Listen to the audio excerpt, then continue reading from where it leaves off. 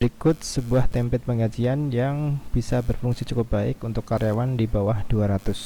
Jadi teman-teman, ini ada sebuah template yang bisa kamu pakai atau bisa jadikan sebuah referensi terhadap sistem penggajian di perusahaan kamu. Nah, ini adalah tampilannya terkait dengan slip gajinya. Ada beberapa hal informasi yang ada di sini. Yang pertama, pasti ada sebuah logo perusahaan, kemudian ada judulnya adalah slip gaji karyawan. Di bawahnya ada beberapa informasi penting, mulai dari ID karyawan, kemudian nama karyawan, jabatan, departemen, status karyawan, NPWP. Di sampingnya juga ada periodenya, periode gaji di bulan dan tahun. Kemudian di bagian bawahnya lagi ada dua kategori, yaitu yang pertama terkait dengan sifatnya penghasilan apa saja, kemudian dipotong dengan daftar biaya potong. Nah, di kali ini saya membuat beberapa poin. Untuk penggajian saya membaginya menjadi gaji pokok, kemudian ada tunjangan jabatan, ada tunjangan operasional, bonus, dan apabila ada lembur di situ juga disampaikan. Di situ nanti akan menunjukkan total penghasilannya seberapa. Kemudian untuk dipotongan nanti ada BPJS, kemudian ada absensi, ketidakhadirannya si karyawan, kemudian ada keterlambatan apabila menerapkan sistem potong pada keterlambatan si karyawannya, dan ada potongan lain. Ini berfungsi apabila terdapat potongan yang sifatnya di lain BPJS, absensi, dan keterlambatan yang memang dia bisa memotong gaji karyawan. Dari situ nanti ada total potongan. Ini nanti akan mengurangi dari total penghasilan sehingga menghasilkan take home pay-nya berapa. Dan di pojok kiri bawah ini juga sudah diberikan mengetahui manajer HRD, tinggal diisikan namanya saja. Ini adalah tampilan dari slip penggajian karyawan. Untuk menjadikan seperti ini ada beberapa hal yang harus dibuat. Yang pertama pasti ada data karyawan. Untuk data karyawan ini sudah saya buat. Saya menggunakan sistem tabel di Google Sheet. Untuk informasinya cukup lengkap, mulai dari NIK. NIK ini bisa dijadikan ID unik yang dimiliki untuk satu karyawan. Kemudian ada nama karyawan, kategori. Ini untuk kategori juga saya berbagi menjadi staff dan non staff. Ada jabatan, kemudian ada departemen, status karyawan, NPWP, hingga yang paling terakhir adalah terkait dengan potongan lainnya. Ini cukup lengkap. Apabila ingin membuat juga bisa ditiru. Apabila tertarik dengan template ini, nanti silahkan email di link deskripsi, saya akan berikan secara gratis ya. Dari informasi ini nanti akan memberikan dasar terhadap slip gaji yang ada di sini.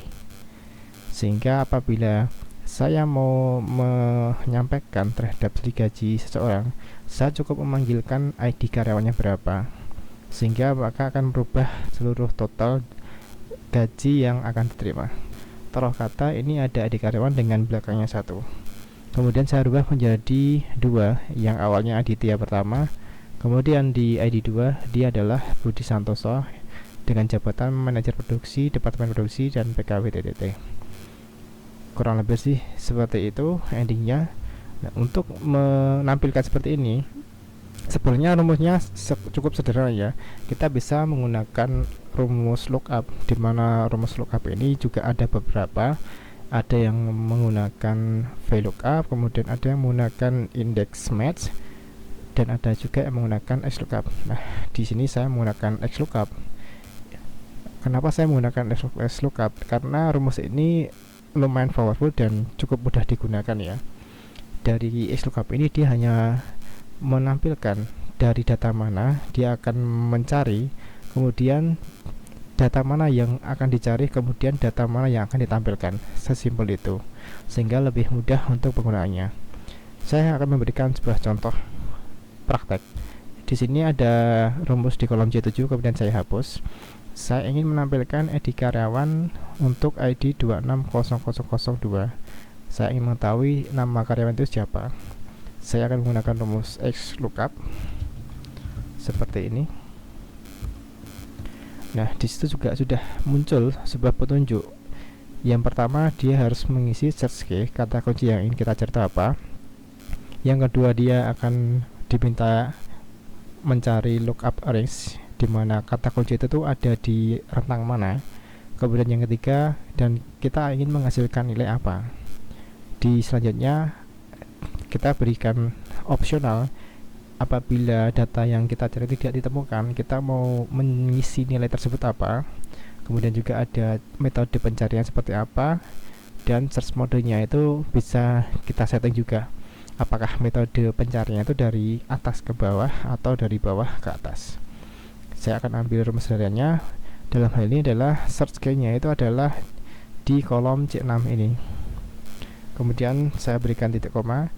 Kita disuruh untuk mengisikan lookup arrays. Lookup arrays itu didapat dari data karyawan di sini, di mana NIK ini yang saya jadikan referensi kata kunci.